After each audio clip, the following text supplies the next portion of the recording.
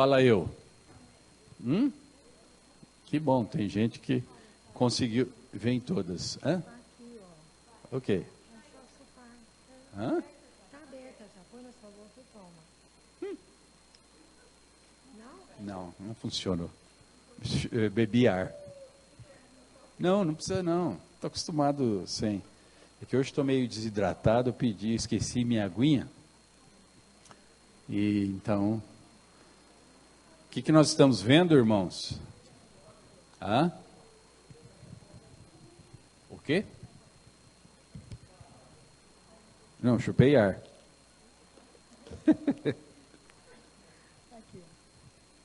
Aqui. Ah, no copo.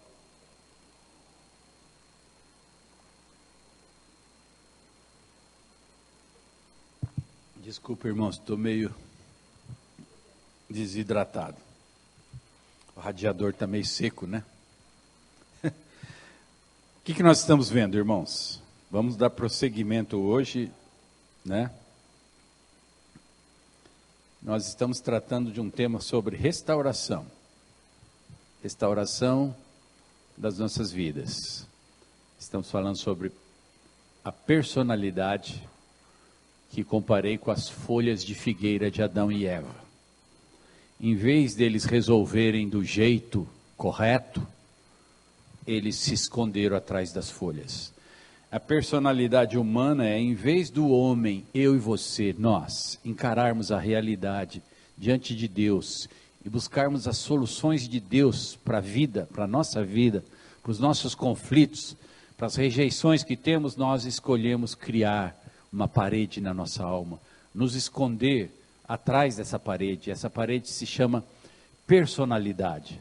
Nós resolvemos nos esconder de medo de sofrer mais, de padecer mais, nos intimidamos, nos escondemos, e essa parede tem os tijolos, né, que são tortos, e Deus, que é bom, quer passar o prumo nessa parede da nossa vida. Então, isso é restauração. Deus passando o prumo na parede da nossa vida.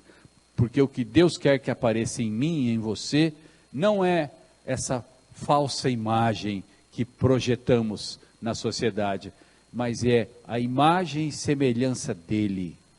Cristo em nós, a esperança da glória, o caráter mais puro de Jesus Cristo em nós. E a personalidade humana esconde o caráter verdadeiro de Deus, o caráter de Cristo. Então nós estamos trabalhando nesses tijolos da parede, justamente para derrubá-la. Você está pronto? Você quer resplandecer Jesus? Vamos derrubar essas paredes. Primeiro que diante das reações, as nossas reações, diante das rejeições da vida, da necessidade de aceitação, dos conflitos da vida, nós reagimos de 3 maneiras erradas. Uma é passivamente, é a que nós estamos vendo agora. A segunda é violentamente, rebelião. A terceira, onde? Não, aqui eu derrubo, não põe aqui não.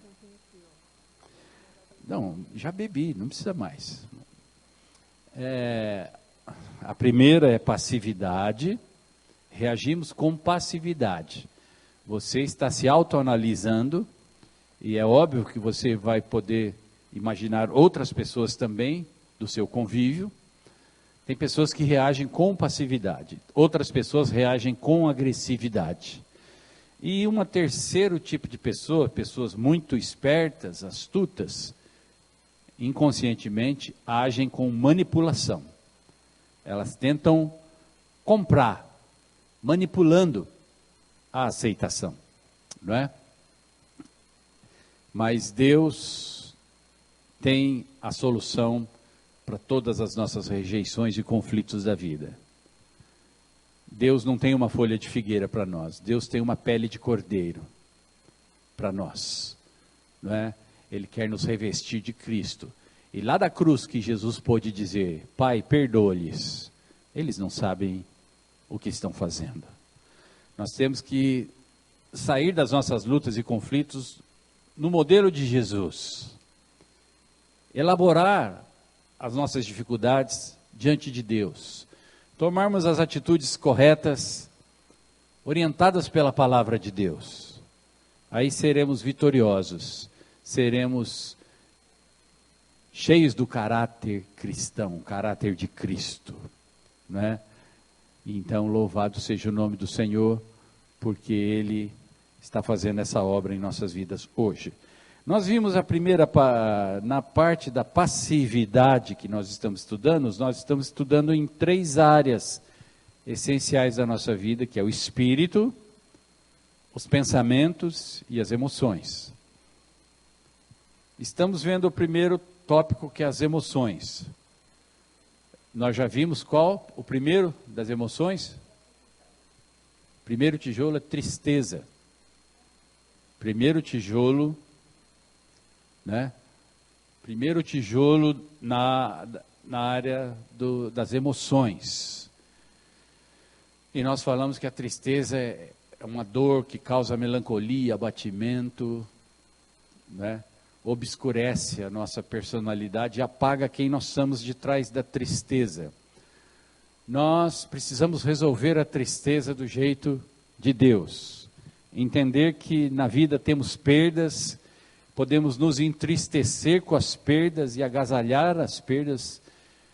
É óbvio que a tristeza momentânea é comum nas nossas vidas, né? No mundo tereis aflições, tende bom ânimo, eu venci o mundo. Mas quando essa tristeza persiste, nós temos que tomar uma atitude, não é? E entender que nós temos que perder coisas para Deus. Porque quando você não perde para Deus, você retém, você fica triste. Perdeu o casamento, divórcio, um filho está com problema, perdeu o emprego. Precisamos perder para Deus e não reter a tristeza das nossas perdas, não é? Vamos virar a página, perder para Deus, né? Então nós temos que ter a saída de Deus das coisas. Tudo que você não perde para Deus vira tristeza, tristeza persistente, né? E não podemos brincar com a tristeza, né? Nós precisamos abrir mão dos nossos fracassos para Deus. Vamos falhar, né? Vamos entregar no altar de Deus. E o remédio, né? A tristeza é o resultado imediato do nosso fracasso, né? Em enfrentar as situações de conflitos, rejeições, que a gente tem desde pequeno, dentro de criança, pai, mãe, filhos, dentro do lar começa, depois na escola, isso aí tudo vai registrando na vida das pessoas. E hoje adultos, devemos ser mais maduros, não devemos ser adolescentes de 40, 50, 70 anos, nós precisamos amadurecer, porque existe gerações olhando para nós, para ver se tem pessoas que estão amadurecendo, né? O remédio para a tristeza é um fruto do Espírito Santo, né? É o segundo fruto do Espírito Santo de Gálatas capítulo 5, versículo 22. Mas o fruto do Espírito é amor, alegria, né? A resposta é a alegria do Senhor, a nossa força. A resposta é gratidão, né? Contra essas questões. O segundo tijolinho, autopiedade, né? Quando a pessoa desenvolve a tristeza e a tristeza persiste, isso leva à autopiedade. Não é qualquer coisinha a autopiedade. A autopiedade deve ser encarada como um pecado. Aliás, todas as vezes que você reage diante dessas circunstâncias da vida com passividade ou rebelião ou manipulação, é um estado pecaminoso. e vai te afastar do propósito de Deus, vai te esconder, vai te isolar, vai te deixar no seu mundo, sem cumprir o propósito de Deus aqui na terra. Porque nós não estamos aqui na terra para nos isolarmos. A Bíblia diz no livro de Provérbios que aquele que se isola busca o seu próprio interesse.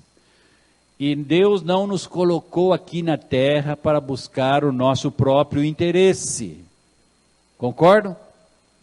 Hã? Deus nos colocou aqui na terra para cuidarmos dos interesses dele. Temos uma aliança com Deus, concorda? Ele cuida dos nossos interesses e nós cuidamos dos dele. A pessoa que não tem uma aliança com Deus, não tem ninguém para zelar por ele, precisa cuidar dos seus próprios interesses, precisa pisar nos outros, precisa se isolar, precisa se defender com todas as forças, porque o mundo é selvagem, mas graças a Deus que nós temos um Deus, estamos aqui para servir esse mundo corrompido. Enquanto Ele nos mantém aqui, louvado seja Deus pelo propósito e pela missão que Ele nos dá. Então, esse tijolo da autopiedade é um vício. A pessoa começa a ter dó de si mesmo e começa a se autoconsolar e começa a manipular outras pessoas para consolá-la. E aí começam a lamber as feridas, lamber as chagas. Bom, uma coisa importante que eu falei para os irmãos é que nós não devemos consolar a autopiedade. Nós devemos chegar para a pessoa que está vivendo nessa circunstância, e tem muita gente assim, é dizer para ela, ó, isso aí não é bom, isso aí é pecado. Sai desse abismo de pecado. Ai, coitado de mim. Você lembra aquele desenho daquele amigo do Catatal, do Zé Colmeia? Lembra? Ô dia, ô azar, ô dia. Como é que chamava aquele personagem? Hã? Martin? Hã? Esse ar-condicionado barulhento eu não escuto. Hard, ele, subia no galho da árvore lá, dia, azar, né? Então, irmãos, autopiedade não é coisa para o cristão, né? Se você tem esse vício, ou ele vai aparecer uma hora aí, você vai ser tentado a isso, cuidado que não é benção isso aí não. Nós temos que tratar com o pecado, isso é pecado, né?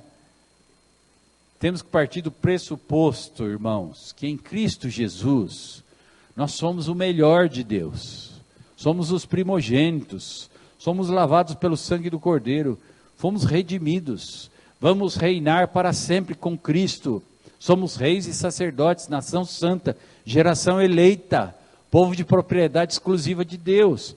Isso é pouca coisa? Por que eu vou ter autopiedade? Eu vou me refugiar na palavra, a palavra diz isso.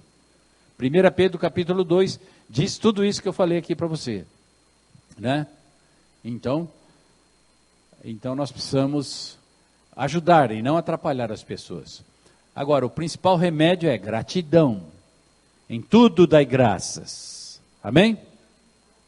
Olha, conversei com um irmão ontem, né?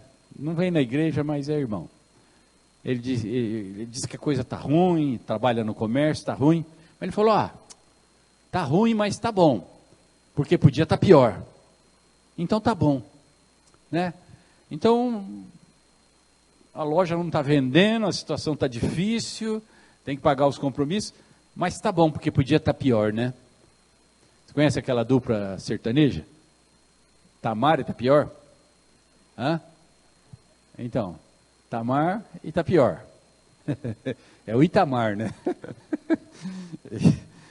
Então, sem essa de autocomiseração. Bom, agora, o terceiro tijolo, nós vamos passar para ele. Desculpa que eu estou repetindo um pouco, tal, para que os irmãos acompanhem, né? Nós estamos mexendo com paradigmas, sofismas. É uma mudança radical de mente. Não é para qualquer um. precisa não só entender com a mente, mas vivenciar essas realidades. Terceiro tijolinho das emoções. Estamos falando de passividade e das emoções. Terceiro tijolo é ódio de si mesmo.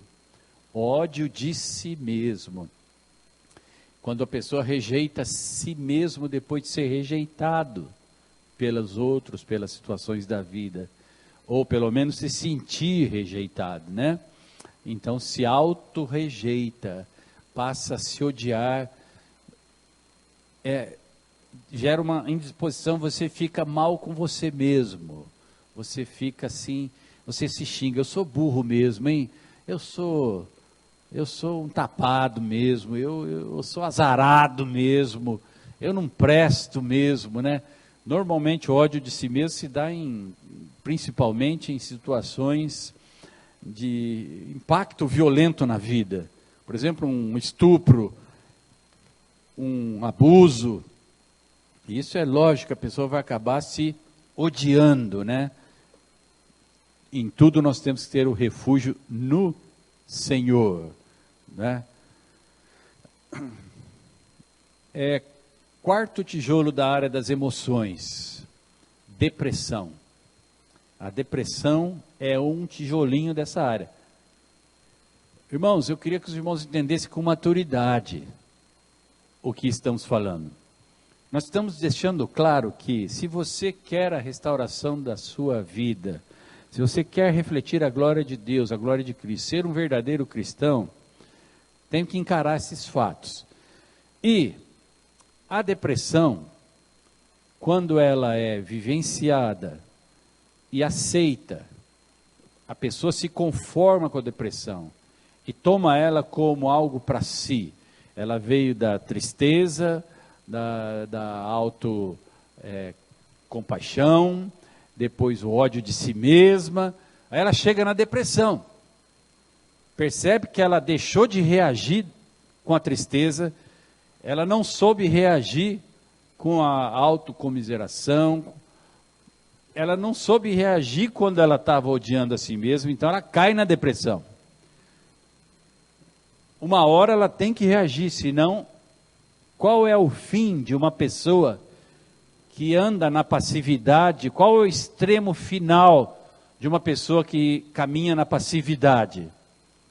Suicídio. Suicídio. Pode não ser suicídio físico, literal, mas suicídio da vontade de viver, suicídio de sonhos, de planos, de propósitos, suicídio da vida com Deus, né? Então, nesse aspecto aqui, nós precisamos, irmãos, entender e encarar como pecado. Não sair por aí dizendo que essas coisas, tristeza é pecado. Não. Pecado quando, vivenciando essa situação, nos conformamos com ela, aceitamos, tomamos para nós, contra a vontade de Deus, contra o prumo de Deus, que é a palavra de Deus, e aceitamos aquilo, e passamos a não mais buscar a Deus, e só buscamos os recursos naturais, humanos, limitados, como medicamentos, como isolamento, como psiquiatra, psicólogo, são importantes, mas o mal disso é se entregar completamente a isso e abandonar o caminho de Deus. Aí você está definitivamente vestindo a sua vestimenta de folha de figueira. É isso que o estudo visa nos levar a reagir diante dessas dificuldades que todos, de alguma forma, passam, o que é natural. A questão é, reagimos com passividade, com agressividade, com manipulação, ou nos refugiamos na palavra de Deus, passamos o prumo na nossa vida e reagimos, elaboramos as coisas diante de Deus. Vamos lá. À medida que a gente for vendo, vai fazendo mais sentido. Depressão. É uma sequência esse assunto aqui todo, né? Então, chegamos na depressão, né? Que maneira que vamos reagir? É essa a questão. Agora a depressão, de que maneira que vamos reagir diante dela? A propósito, irmãos, a maioria de pessoas que têm problemas de luta na área de depressão não gostam de falar desse assunto. Não gostam da palavra de Deus quando ela se refere a isso. A maioria das pessoas que vivem em estado de depressão, tem tendência a surtos de depressão, elas não gostam de tratar isso diante de Deus. Elas se conformam com a realidade. Eu estou fazendo o meu tratamento, eu estou tomando meus remédios, eu estou indo no psicólogo, eu não preciso de ouvir essas coisas. A propósito, a maioria das pessoas que vivem esse tipo de lutas não estão aqui, não gostam. Quando eu ministrei assunto aqui sobre a tristeza, 7 tipos de tristeza segundo a palavra de Deus, no intuito de ajudar as pessoas que passam algum tipo de depressão, alguma luta nessa área, de entender que nem tudo é depressão, a gente pode estar vivenciando um sofrimento genuíno cristão que visa um propósito. E se entendermos isso e abraçarmos o propósito, vamos superar, entendendo o que Deus quer fazer com aquilo. Então, nesse estudo que eu dei no ano passado, perto do fim do ano, teve pessoas que falaram que não estavam gostando do que estavam ouvindo, falaram para mim, que não acreditavam daquele jeito, né? Eu estava falando sobre 7 tipos de sofrimento bíblico. Por quê? Porque a pessoa não gosta, ela foge. Nós precisamos de um fermento de reação, amém? Porque nos é dado. Nós aprendemos na nossa religiosidade, irmãos, que Deus vem com a varinha mágica, faz plim, você recebe uma oração com imposição de mãos, uma unção, e tudo se resolve. E nós estamos entendendo hoje que Deus é poderoso para curar, mas Deus não é bobo de agir a despeito do tratamento com a sua vida. Deus te ama e quer te levantar, quer nos fazer reagir, quer nos trazer o seu caráter, maturidade, experiência, e não sermos um bando de bocó que vai lá na igreja fazendo fila. Não é que é errado isso, irmãos. Aleluia. Vamos para as filas das igrejas, crendo. Mas é um pecado quando você vai para a fila da igreja e você não faz nada na sua vida. Você tem atitude passiva. Não reage. Não toma uma atitude. Então aí tem um erro grave. E Deus está querendo tratar com isso. Vamos orar na igreja. Vamos, reuniões de oração. Vamos ungir. Vamos crer. Vamos liberar a palavra. Mas vamos tomar atitude e reagir. Porque senão, estamos pensando que Deus é bobo. Ou você pensa que nós somos bobos. Não é assim. Por isso que eu falei muito da cultura grega e da cultura bíblica. A cultura grega aceita essa ideia de que o povo é tudo bobo. É tudo manipulado, né? Deus não pode mudar a história de ninguém. Oi? Não, pode deixar. Depois, obrigado. Então, irmãos, depressão, né?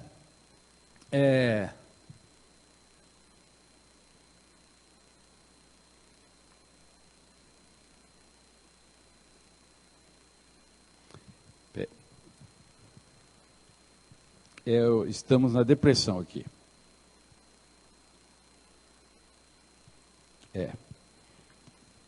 Então, vamos pensar sobre isso um pouco. Você passou pela tristeza, não soube reagir, foi para autocomiseração, depois foi para o ódio de si mesmo, agora chega na depressão. Agora é hora de reagir então, né? A depressão se torna implacável. O coração da depressão é a passividade. Por isso que Esse tijolo está aqui, na passividade, nas emoções. O coração da depressão é a passividade, é a falta de reação, a falta de atitude. Então, o que uma pessoa que tem tendência à depressão tem que fazer? Reagir. Eu, numa das maiores lutas da minha vida, eu não fiz pensado, eu estava entrando em depressão, eu peguei a Bíblia e li a Bíblia inteira, ouvindo, do meu jeito, em 19 dias, foi o meu recorde. E o que eu fazia todo dia? Lia a Bíblia, orava, pouco comia e fazia exercício físico. Só isso. Ficava sozinho em casa. Esse tempo eu estava morando nos Estados Unidos. Houve uma luta muito severa na igreja. Eu precisei tomar umas atitudes que me levou a um estado de isolamento e tristeza e depressão. Mas, irmãos, Deus me tirou desse buraco. Porque o quadro que eu vivia tinha tudo para me levar a um estado de depressão terrível. Porque a tentação que eu sofria era a seguinte: Deus, fiz tudo do jeito que o Senhor mandou, com integridade, com princípios, e olha a situação que eu estou. Eu estava quase acusando Deus. Como Deus? Que eu, fazendo tudo de acordo com a tua vontade, obedecendo a tua direção, fui ficar nessa situação? Então eu me refugiei e Deus me tirou desse buraco. Porque eu reagi. Eu tomei uma atitude, eu não pensei. Eu não falei, eu vou ler a Bíblia porque eu vou sair da depressão. Eu vou orar porque eu vou sair da depressão. Eu não queria nada de ler Bíblia, de orar, nada. Eu queria só dormir. Mas eu lutava. A depressão,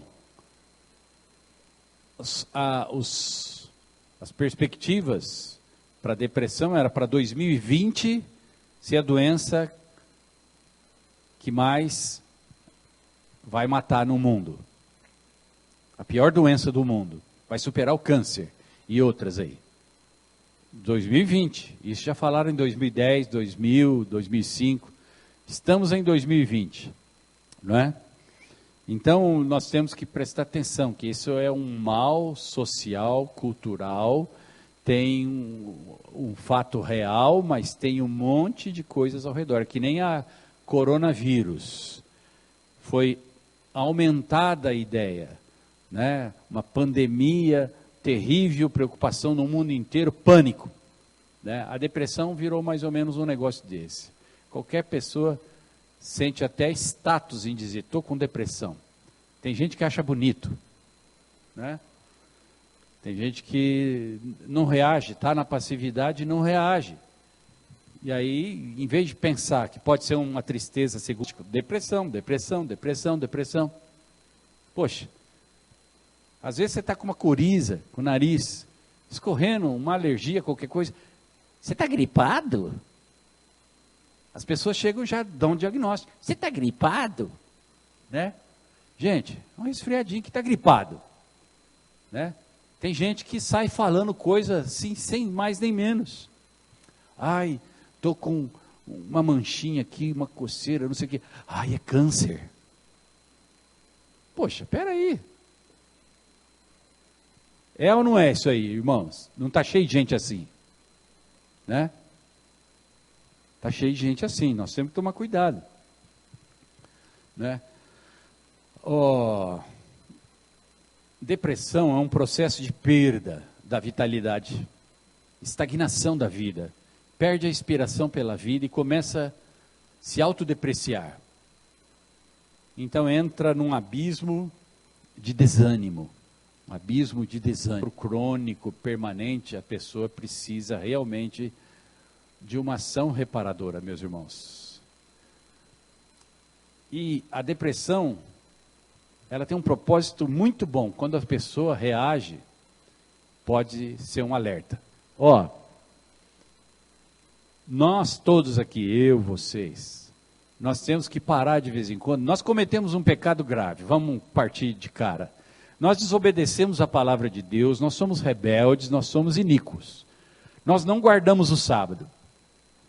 Isso é um pecado muito grave, porque Deus deixou o sábado com um propósito. Não é para você guardar um dia da semana de 24 horas lá e ficar lá rezando, fazendo suas orações. Não é nada disso. O sábado é um dia que você precisa ter a terapia de fazer um balancete da sua vida. De levantar o que está dando certo, o que está dando errado, né? Se você está prosperando, se você está regredindo. O sábado é isso. Uma vida vivida sem avaliação não vale a pena ser vivida. E nós pecamos nisso. Além do sábado, a Bíblia fala do ano sabático. Vai falar para alguém que está com 40, 50, 60 anos, loucura!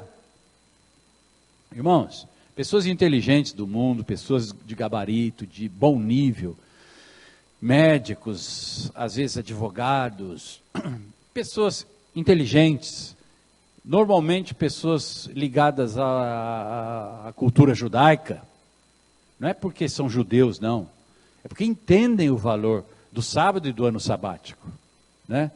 Tiram o ano sabático. Eu já vi muitas pessoas, porque a pessoa vai se esgotando, vai entrando num moto contínuo, a vida vai acelerando, vai havendo uma hiperestimulação sensorial na vida da pessoa, a pessoa começa a não descansar bem, não dormir bem, não comer muito bem, está acelerada, a vida está acelerando. Ela precisa ser inteligente e falar, vou dar uma parada. E tem gente que parou um ano para reestruturar. Sabe, as pessoas hoje saem de férias, fim de semana, maior fria. Você vai lá, corrido, monta a estrutura lá para você passar 1, 2, 3 dias, quando muito uma semana, aí já tem que voltar correndo.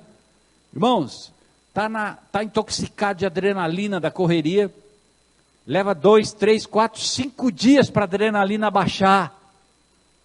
Só quando a adrenalina baixa, você fica um pouco desintoxicado da adrenalina, da intensidade da vida, você começa então a descansar. Não tem essa de descansar em 2, 3 dias, ninguém descansa. É melhor ficar em casa. E a ansiedade da vida leva as pessoas desesperadamente a trabalhar para depois parar, né? Fim de semana, você já viu sexta-feira, como o trânsito aumenta tardezinha para de noite? Povo desesperado para sair para casa, para descansar, mas acaba não descansando, porque chega em casa, vai fazer churrasco, vai beber cerveja, vai isso, vai fazer aquelas programações, vai jogar futebol. Ansiedade, inquietação, sem fim, precisa parar. Nós estamos em pecado, nós precisamos. A depressão é um alerta para a gente repensar a nossa vida. Está errado o jeito que está vivendo. Às vezes a gente precisa se conformar em ganhar um pouco menos, viver com um pouco menos, para equilibrar a vida. Porque hoje, se você trabalha 25 horas por dia, tem trabalho, você ganha, você vai juntar dinheiro. Para quê? Para ir num resort e ficar lá, gastando dinheiro e hiperativo no resort. Eu nunca fui num resort, irmãos. Por que eu não vou em resort? Primeiro que é caro. Segundo que resort, você não descansa nada. Lá tem um monte de gente fazendo brincadeira, atividade de todo jeito. E você está pagando por tudo aquilo. Chega lá, é que nem ir no rodízio. Você paga o rodízio, você vai comer dieta? Você vai no rodízio comer alface e um pedacinho de carne? Fala a verdade, você vai no rodízio, você vai arrebentar de comer. Ué, você pagou para 2, né? Agora, essa coisa de resort é atividade, você sai de lá cansado, porque eles te enfiam atividade, né? É agitado o tempo todo. Então não descansa, não equilibra a vida, não para pensar, não dá tempo de pensar, tem que tocar para frente, Pode ver as crianças de hoje, os casais novos, Como é que é o lar? O pai e a mãe têm que trabalhar o dia inteiro, as crianças têm que ir para a creche. Aí quando os pais chegam em casa, as crianças ficaram na creche, os pais têm sentimento de culpa, então deixa a criança fazer o que ela quiser, não corrige, não disciplina. Ó a confusão. Porque ansiedade, vida acelerada. Irmãos, alguém aqui já tirou um ano sabático? Ninguém, né? Aí fala, não, isso é coisa para rico, né? Junta bastante dinheiro. Israel era assim, a terra trabalhava 6 anos. E o 7º ano não plantava, não colhia. Que absurdo. Ô Adir, se você fizer isso na sua terra, você vai ter tua terra boa, perene, permanente. A cada 7 anos você dá 1 ano para a terra.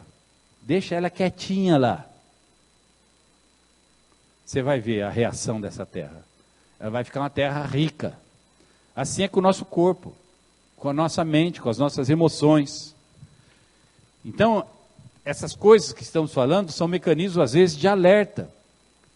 Se você entender que é um mecanismo de alerta e reagir e corrigir, então você vai ser muito bem sucedido. Agora, se você embarca nisso aí, não muda de atitude, não toma atitude, fica passivo, o futuro não é bom. Está chegando um ponto que não tem retorno, né? Nós temos que repensar o estilo de vida. Depressão é um sintoma emocional de que há muito tempo algo vem morrendo de dentro para fora na nossa vida. É o alerta do organismo que nós estamos vivendo um estilo de vida altamente desgastante, estressante, tóxico.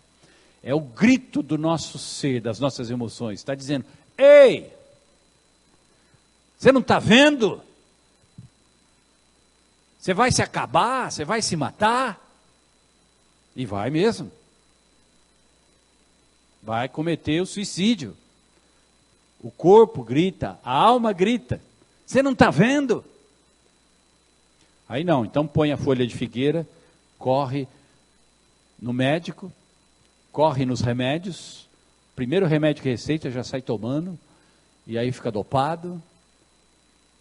Irmãos, se necessário for, tem que fazer isso. Mas sem antes buscar a face de Deus. Por favor, irmãos. Deus é Deus. Não vamos fazer que nem o rei Asa, que a única coisa que Deus teve contra o rei Asa foi um bom rei de Judá. Foi que ele buscou na enfermidade dele os médicos primeiro, antes de buscar a Deus. Antes de buscar a Deus, o rei Asa buscou os médicos. E isso foi mal para Deus. O único defeito que Deus falou de Asa, né? Então, irmãos, Deus é primeiro lugar na sua vida, é ou não é? Só teoria ou de fato? Então pronto. Então a vida precisa de uma avaliação, de uma mudança. Isso é arrependimento, uma mudança. Quando você falha em avaliar a vida como um todo, você está falhando, né? A depressão é uma conjunção de fatores orgânicos, emocionais, nutricional, espiritual e até ambiental, né? Então, tristeza, autopiedade, ódio de si mesmo. Qual o próximo passo? Falência das emoções, depressão. 5º tijolo.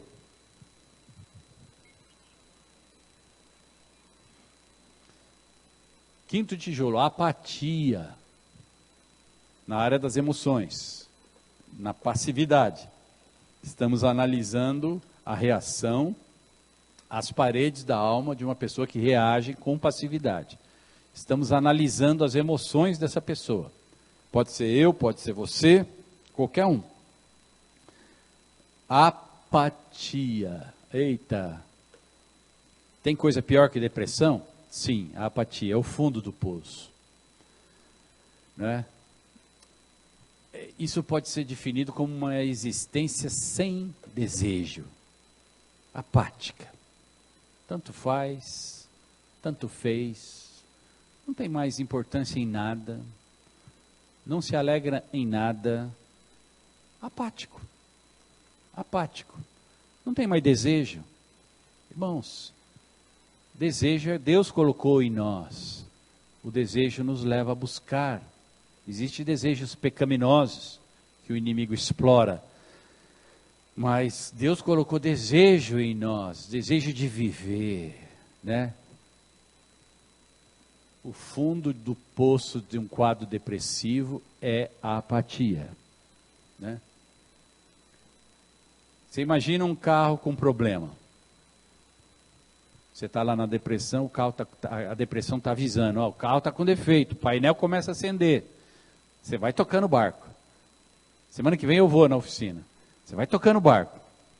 E começa a acender tudo quanto é luz, o carro começa a falhar, de repente você está numa subida lá, e o carro não vai, porque está funcionando, em vez de 4 pistões, ele está só com 2 agora.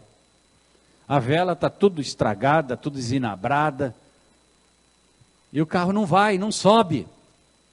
E você insiste, acelera. Quem já passou por isso num carro? O João Marcos está aí? Hã? O João Marcos sabe dessas coisas, não sabe?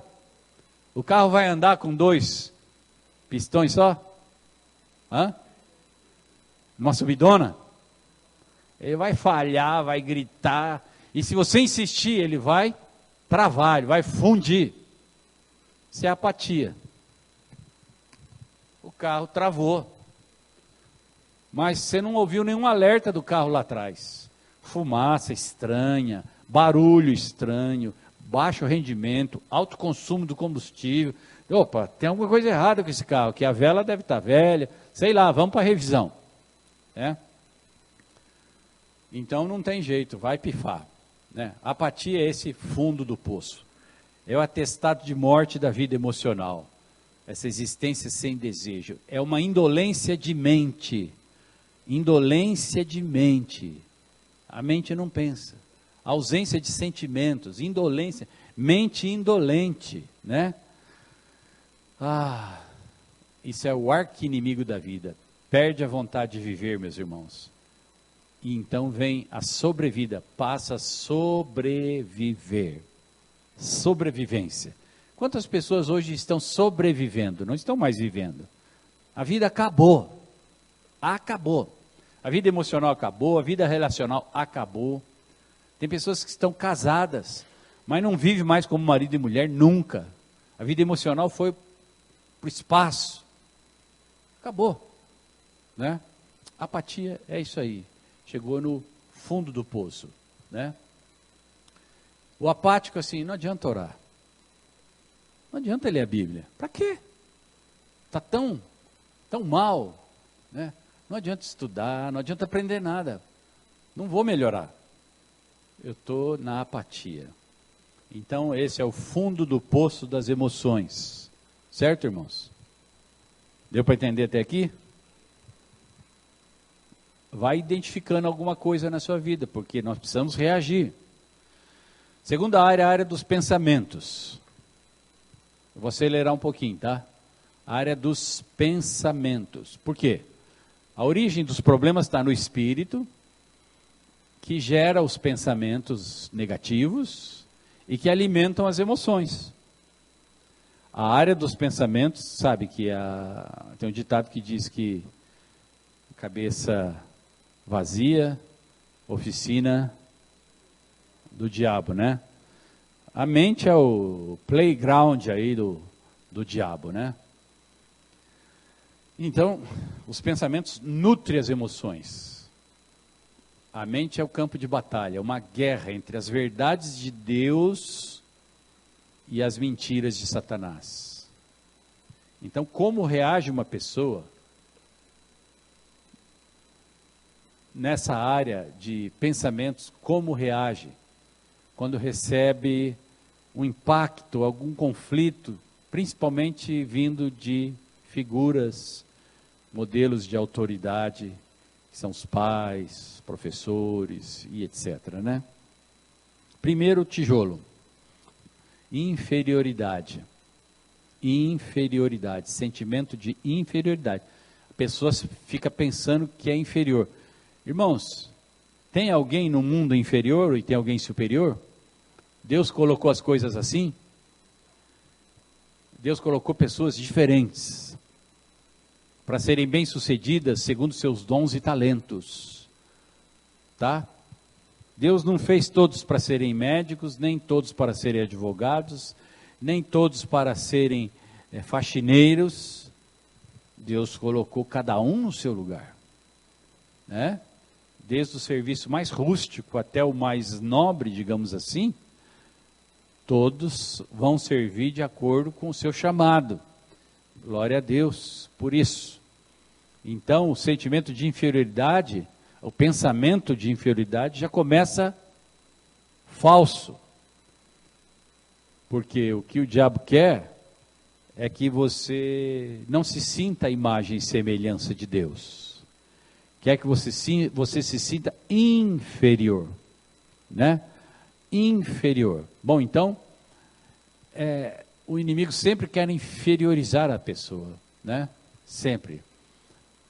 Então, quando nós cremos nas mensagens recebidas, que são diferentes do que a Bíblia fala, e nós aceitamos, então nós começamos a ter pensamentos negativos de inferioridade.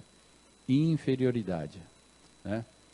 A tendência é acreditar numa mensagem de alguém que você confia, principalmente pai. Pai pode dar uma mensagem para o filho de inferioridade muito forte. Professores, né? Pastores, líderes. As pessoas se abrem, acreditam. Então elas podem receber e assimilar essa mensagem. Eu sou mesmo inferior. Eu sou mesmo inferior. Aí já pegou a isca, né? Nós aprendemos, irmãos, na igreja, a acreditar em qualquer profecia, porque veio do púlpito, né? Nós temos que tomar cuidado, irmãos. Uma vez tinha um homem aqui que veio aqui na igreja, aqui um grande profeta, Quando eu vi a fita cassete da pregação do cara, das profecias do cara, e ele profetizou sobre uma irmã aqui da igreja que eu conhecia muito bem. E ele profetizou besteira. Quando eu cheguei de viagem, eu tive que ir nessa irmã e falar: irmã, apaga. Aquilo foi uma mentira. Mas ela estava aceitando, se sentindo inferior, porque o cara era o super poderoso. Era o Papa. Você já ouviu falar da inerrância do Papa? Hã? O Papa não erra. A gente que idolatra as pessoas, acha que ninguém erra. Não, irmãos. Vamos fazer como os berianos. Examinar tudo e ver se está de acordo com as escrituras. Não é? Examinar tudo, retende o bem. O pai, às vezes, vai falar uma besteira, você tem que ser sensível. Você tem que ser sensível, respeitar, mas não toma para si, não aceita, não assimila algo que é diferente da palavra. Nós não podemos acreditar em qualquer coisa. Precisamos filtrar, reter o que é bom e jogar fora o que não presta, né? Não é porque tudo que o pai fala está alinhado com o prumo divino. Se estiver desalinhado, respeita, mas não toma aquilo, né? Então, o intelecto, irmãos, é o maior parque de diversões do inimigo. Ele quer fazer esse jogo na mente das pessoas. Nós precisamos ter uma mente firme nos valores e verdades de Deus, né? Senão, se você não ocupar a mente com as verdades de Deus, o diabo vai fazer da tua mente um playground. Vai andar na roda gigante, montanha-russa dos teus pensamentos, e você vai, né, aceitar.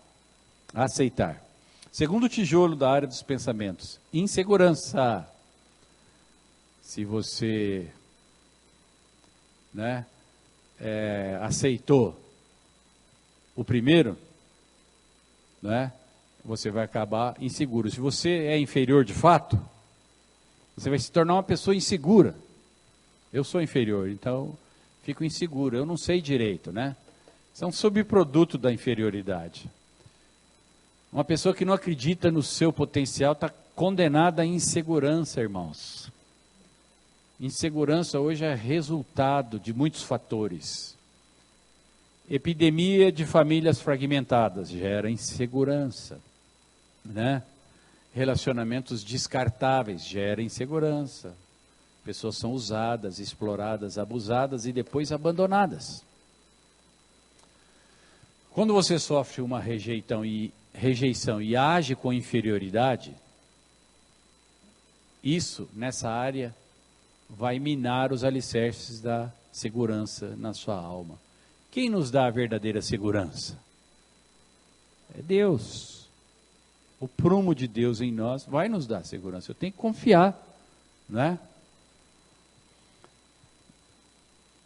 Então, terceiro tijolo na área dos pensamentos, que vem depois. Você inseguro, né? Inferior, inseguro, então vem o fracasso. Fracasso.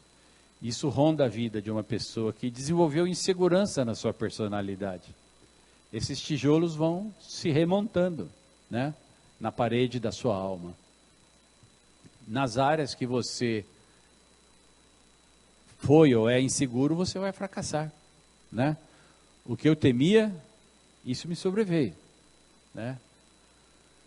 Quanto mais seguro for a pessoa, mais predisposição ela tem ao fracasso. Quanto mais insegura a pessoa for, mais predisposição ao fracasso ela o terá, né? Então a pessoa se sente fracassada, ela fala, não posso, não consigo, não sei, não vou conseguir, não vou aguentar. Fracasso. Quanto mais falhamos, mais nos convencemos que somos um fracasso. Então nos excluímos da graça de Deus. Da graça de Deus, né? O fracasso leva a uma situação de culpa, que é o próximo tijolo. Culpa. O quarto e último tijolo da área dos pensamentos. Culpa, né? Culpa. A pessoa subjulgada pelo fracasso vai cair fatalmente nas garras da culpa. Se ela não souber lidar com a culpa, ela vai se tornar pessimista, derrotada na mente, nos pensamentos, não é? Bom, culpa, presta atenção, é uma coisa importante. Culpa é um mecanismo divino. Nos avisa quando violamos a nossa consciência. Alguma coisa aconteceu. Inferioridade, insegurança. Aí então vem a culpa. Alguma coisa aconteceu. Um mecanismo engenhoso, né? Um mecanismo de advertência criado para nos salvar do sofrimento, irmãos. Até mesmo às vezes da morte. Se a mensagem da culpa é entendida, recebida, presta atenção, se a mensagem da culpa é entendida, recebida e os ajustes são feitos, a vida pode retornar ao equilíbrio e ser vivida com satisfação novamente, né? Agora, a nossa sociedade moderna tem uma grande falha. É coisa que nós precisamos prestar atenção. A culpa. Como a sociedade entende a culpa? A psicologia freudiana, Freud, como é que Freud vê a culpa, né? Ignora a importância da culpa como mecanismo de alerta, ignora. Isso resulta numa sociedade inundada, com muitas pessoas lutando com depressão, irmãos, por estar debaixo da culpa. Não resolve a culpa. Freud não resolve a culpa, ele transfere a culpa. Então a culpa é de alguém. Uma menina uma vez ficou noiva, eu orei por ela. Aí um dia ela foi no sítio, antes de casar, com o convite pronto. Ela chegou lá, sentamos num banco embaixo de uma árvore, ela e o noivo. Ela falou: pastor, minha aliança está aqui. O nosso casamento acabou. Eu falei: mas você não casou ainda? Ele falou: não, eu adulterei. Eu falei: mas adulterou? Você prostituiu. Não. Alguém lá da família dele fez macumba com sangue de regra menstrual para me separar dele. E eu caí no adultério. Eu falei: meu Deus, menina, se arrepende do seu pecado.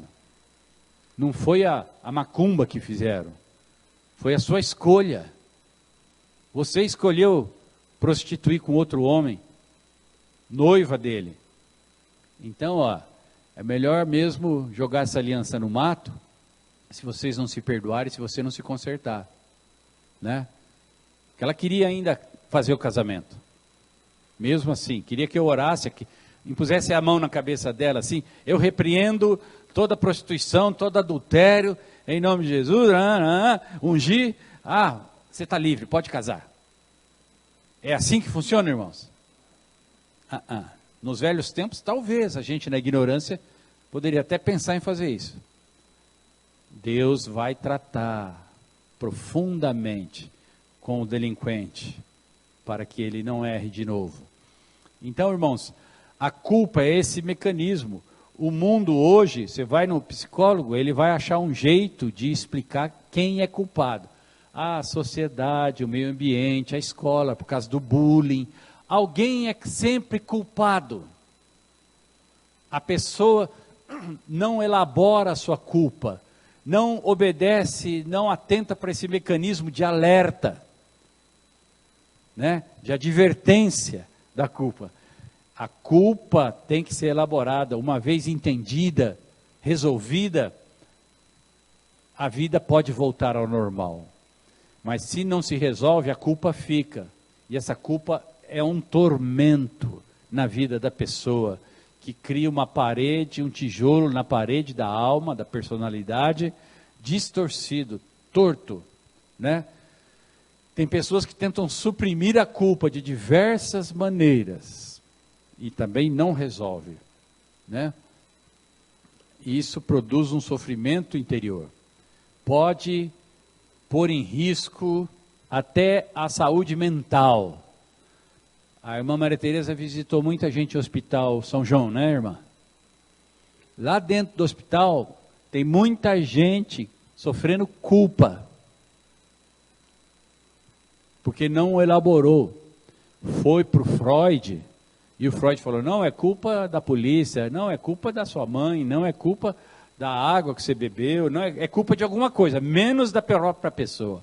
E a pessoa acaba indo e é internada no hospital psiquiátrico por não resolver a culpa, não entender a culpa, tentar um subterfúgio para a culpa. Irmãos, culpa tem que ser encarada, porque senão ela vai transtornar a mente da pessoa. Amém? Posso parar por aqui? Próxima quinta-feira nós vamos falar do lado do espírito. Aí nós vamos entender ainda melhor. Você está se enxergando nisso tudo aqui? Esse estudo visa trazer a palavra de Deus para algo objetivo da nossa vida. Aprender a enfrentar as lutas da vida, as rejeições. Então eu queria que, em alguma área dessas que você se enquadrou, você se coloque de pé, vamos orar. Nós estamos aqui trabalhando para desconstruir essa parede torta. Senhor, nós renegamos essa construção, esses tijolos tortos, ó Pai. Antes que as tempestades venham, nós queremos discernir e arrancar para que não haja grande dano, Senhor. Porque um dia as tempestades virão provar essas paredes. E por elas estarem tortas, ruirão e será grande o dano. Então, Pai, nós queremos discernir quem de fato estamos sendo e quem o Senhor espera que sejamos.